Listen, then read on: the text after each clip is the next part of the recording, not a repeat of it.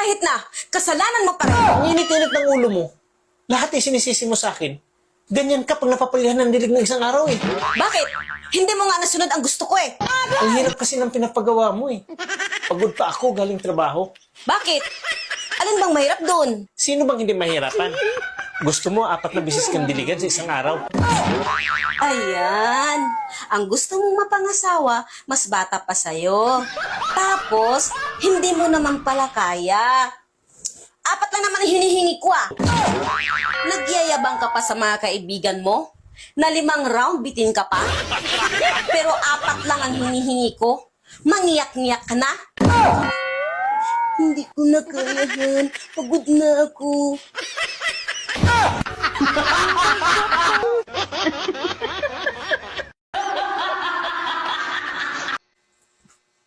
Hoy, damuslo.